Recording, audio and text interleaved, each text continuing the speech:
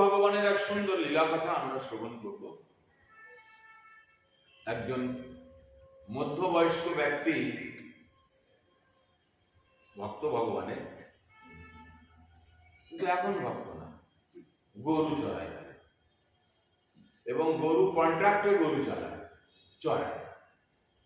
যে গ্রামে থাকে সেই গ্রামের প্রত্যেকের বাড়ির গরু নিয়ে যাওয়া, মাঠে নিয়ে যাওয়া, নিয়ে তাদের খাওয়ানো দাওয়ানো, আবার তাদের নিয়ে ফিরে এসে যার গরু তার গোয়াল ঘরে ঢুকিয়ে দেওয়া, এই হলো তার কাজ। এর বিনিময়ে কি হতো, যাদের গরু নিয়ে যেত তারা ওই চাল দিত, আটা দিত, তাতে তার পরিবার চলত। অর্থাৎ সেই ব্যক্তিটার নাম ছিল গোপাল, গোপাল চরবাহা। চরবাহা মানে যে গরু চড়ায়, তাকে চরবাহা বলে। তো সেই গোপাল এইভাবে তার জীবন পরিচালিত করত, তার এক স্ত্রী আর সে। তো একদিন গরু চড়াতে নিয়ে যাচ্ছে রাস্তা দিয়ে, আর একদল কীর্তনকারী খোল মৃদঙ্গ নিয়ে এই মধুর ভজন করতে করতে করতে করতে সেখান থেকে যাচ্ছে। তো গোপালের কর্ণরন্ধ্র দিয়ে হৃদয়ের মধ্যে সর্বপ্রথম ভগবানের এরকম ভজন যে মধুর হয়, এত আকর্ষক হয়, চিত্তাকর্ষক, একেবারে যে ম্যাগনেটিক পাওয়ারের মতো টেনে নেয়, এইরকম অনুভূতি হয়েছে। কিন্তু ওই যে হরে কৃষ্ণ কৃষ্ণ কৃষ্ণ হরে হরে, হরে রাম রাম রাম হরে হরে, এই সবগুলো তো ওর মনে থাকেনি। ওর খালি মনে আছে রাম রাম হরে হরে, এতটুকু মনে আছে, বাকি সব রাখা। চরণের লোক এত তো ব্রেন শার্প হয় না, যাই হোক। তাই আরো সুরটাও মাথার মধ্যে ঢুকে গেছে। তো এই যখন থেকে ওই ভজনকারী ব্যক্তিদের ওই সুর কানে গেছে, ওই গুনগুনায়। যেমন আমরা নতুন সিনেমা আসলে গানের এক লাইন দু লাইন যদি পড়ি না, গোপালও এরকম রাম রাম হরে এই করে। মানে এই যখন করা শুরু করেছে, তখন ওই গ্রামের বিশুলু বলে, কিরে কি অবস্থা তোর, রাম রাম হরে হরে করছে, এরকম বললে অপরাধ হয়। রাম রাম হরে হরে এরকম কেউ বলে, তুই অপরাধ করছিস। বলে অপরাধ করছি, সে মনের মধ্যে ডাউট এসেছে। কাউকে গিয়ে জিজ্ঞাসা করে, কাকা আমি এরকম যাচ্ছিল ভজন করতে করতে, তো তারা যারা যা বলছিল আমি তো জানি না, বুঝি না, আমি তো মূর্খ সুর করলো, লেখাপড়া জানি, তুমি তো জানো গরু চড়ায়, তো আমার ওই রাম রাম হরে হরে মনে আছে, তো ওইটা করি, এটা অপরাধ, এতে কি পাপ হবে? সে বললো, না না তুই কত সব ঠিক, ভগবানের নাম আর পাপ কি কর। কিছু লোক বলে পাপ হবে, কিছু লোক বলে পর, এইরকম। এরও মাথার মধ্যে কিছু আসছে না সঠিক কি করা উচিত। তো একবার এক বিদগ্ধ পণ্ডিত, বিশেষ ব্যক্তি সেই গ্রামে এসেছে। তো গোপালও সেখানে গিয়ে পৌঁছিয়েছে, সবার দর্শন করেছে, সবাই তাদের বক্তব্য বলেছে, গোপালের বক্তব্য রেখেছে। এরকম একদল ভজনকারীদের ভজন থেকে আমি লাস্টের দুটো কথা মনে রেখেছি, আর সেটা আমি গুনগুন করি। তো এটা কি অপরাধ? এটা কি করা উচিত নয়? আপনি এমন সঠিক করে বলুন। আমি আমার গ্রামের অনেক লোককে জিজ্ঞাসা করেছি, কিছু বলে না ওই ঠিক না অপরাধ, আর কিছু বলে না ঠিক। তাহলে আপনি যদি একটু কৃপা করেন আমাকে, তাহলে বিজ্ঞ পণ্ডিত বললেন, শোনো, তুমি যেটা করছো ঠিক করছো, কিন্তু ওটাতে কাজ হবে না, কারণ ওটা তো তুমি গুরুদেবের কাছ থেকে নাওনি। তো ওই মন্ত্র বা যেই মন্ত্র হোক, গুরুদেব যেই মন্ত্র দেবে সেটাই করা উচিত, বা যেটা বলবে সেটাই করা উচিত। তা একটা গুরু করো ঠিকঠাক করে, সে যেমন নির্দেশ দেবে তেমন। গোপাল বলে, তাহলে আপনি গুরু হয়ে যান, আপনার মতো লোক আমি কোথায় পাবো? কোথায় গুরু পাবো? আমাদের গ্রামে সেরকম কেউ নেই, কাকে গুরু বললো, কোথায় খুঁজবো? আমি গরু চড়াই রোজ, আপনি হয়ে যান গুরু। উনি বললেন, না আমার কাছে তো সময় নেই, আমি তো তীর্থ ভ্রমণে বেরিয়েছি, তা আমার কাছে তো সময় নেই। এখন এক কাজ করো, তুমি তুমি পেয়ে যাবে, বাস তোমার হৃদয়ের মধ্যে গুরুর প্রতি যদি আগ্রহ এসে যায় তো ভগবান ব্যবস্থা করে দেবে, চিন্তা করো না, গুরু পেয়ে যাবে, অসুবিধা নেই, গুরু পেয়ে যাবে, তাই না? আর সেই গুরুর নির্দেশ তুমি পালন করবো, কোনো অসুবিধা নেই, কোনো অসুবিধা নেই। ঠিক আছে, যাই হোক, ও ঋষি চলে গেলেন, সাধু মণি তো ওখান থেকে চলে গেলেন, কিন্তু এনার হৃদয়ের মধ্যে গুরুর প্রতি বড় আবেগ এসে গেল, কি গুরু করা উচিত, গুরু করো, মানে গুরু ব্রহ্মা গুরু বিষ্ণু গুরুদেব মহেশ্বর, গুরু না করলে তো হবে না, হৃদয়ের মধ্যে তত্ত্বজ্ঞান তো প্রকাশিত হবে না, দিব্য জ্ঞান প্রকাশিত হবে না। এই গোপাল মনে এই নিয়ে ঘুরতেন, এই করতে করতে করতে করতে একদিন গুরুদেবের আবির্ভাব ঘটল। সেই গুরুদেবের আবির্ভাব ঘটলে গুরুদেবের কাছে গেলেন, প্রণাম আদি করলেন। গুরুদেবের আবির্ভাব ঘটল মানে ভগবান গুরুদেব রূপে আসলেন, অন্তঃকরণে গুরুর প্রতি আগ্রহ দেখে, তাই না? ভগবান এখন কত কৃপা বৎসল দেখেন, হৃদয়ের মধ্যে ভক্তের গুরুর প্রতি আগ্রহ দেখে ভগবান গুরু সেজে আসলেন।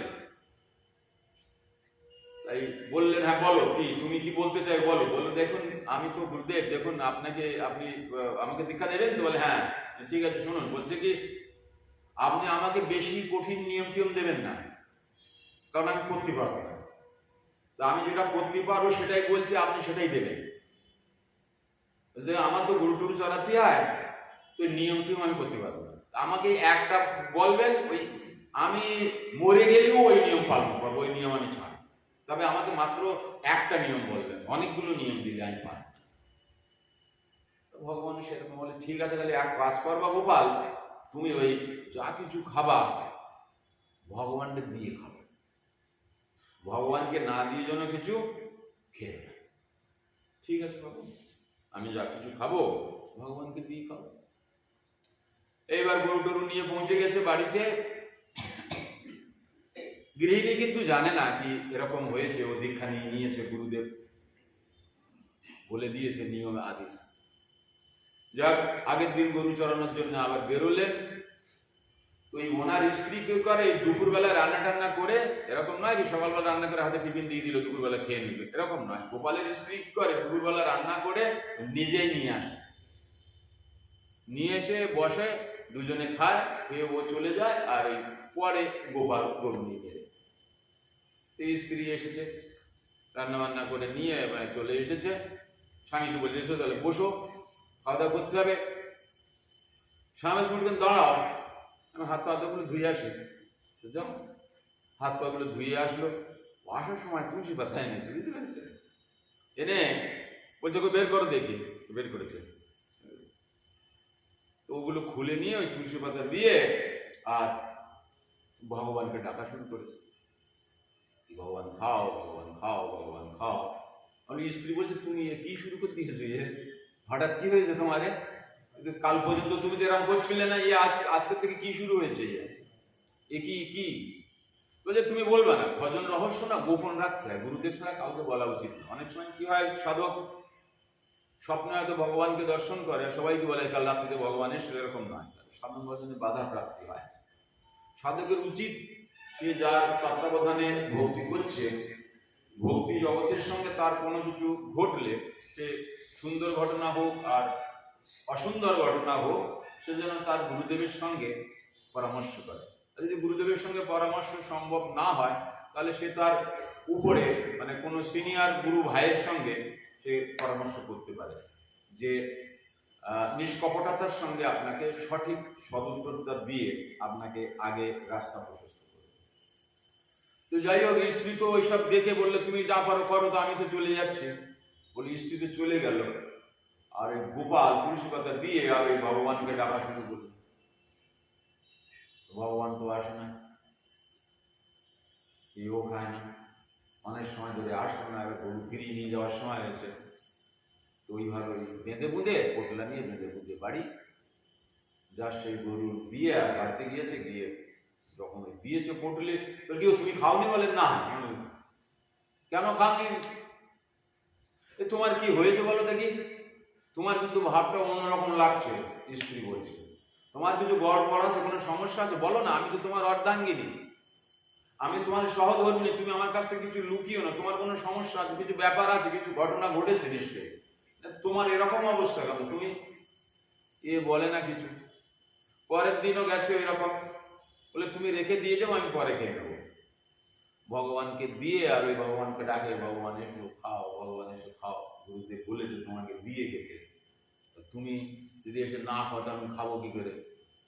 আর আমি প্রতিশ্রুতি দিয়েছি গুরুদেবকে, আমাকে বেশি নিয়ম টিয়ম বলবা না, একটা নিয়ম দেওয়া, তো আমি মরে যাওয়া পর্যন্ত সে নিয়ম পালন করবো। তো ভগবান তুমি এসো, না আসলে হবে না, আমি তো গুরুদেবের কাছে প্রতিশ্রুতি করেছি, আমি তো ভঙ্গ করতে পারবো না, তুমি না খেলে আমি তো খেতেই পারবো না, আমি তো কথা দিয়েছি গুরুদেবকে, কথা দিয়ে কথা খেলাপি করা যায় না। তাহলে আমি বলেছি কি একটা বলতে, আর সে একটাই বলেছে, আর সেটাতেই ফেসে গেছে। ভগবান প্রথম দিন তো আসলেন না, দ্বিতীয় দিনও আসলেন না, তৃতীয় দিনও আসলেন না। এই করতে করতে সেই রাখাল ব্যক্তি ক্ষীণ হয়ে যাচ্ছে, দুর্বল হয়ে যাচ্ছে। তার ফলে শক্তি এখন কম হচ্ছে। গরু তাড়াতাড়ি করা, গরু বের করা, গরু বাঁধা শক্তি লাগে তো, ওই তো অত সোজা না গরু ফেরানো, কিন্তু দুর্বল হয়ে যাচ্ছে ধীরে ধীরে। স্ত্রী এইবার পিছনে পড়ে গেছে। তুমি দুর্বল হয়ে যাচ্ছ, তোমার দেখো কি অবস্থা, রাত্রিতেও খাচ্ছ না, তুমি ঘুমাচ্ছ না ভালো করে, তোমার কি হয়েছে বলো তো, সত্যি করে বলো তো। কিন্তু কিছুই বলে না।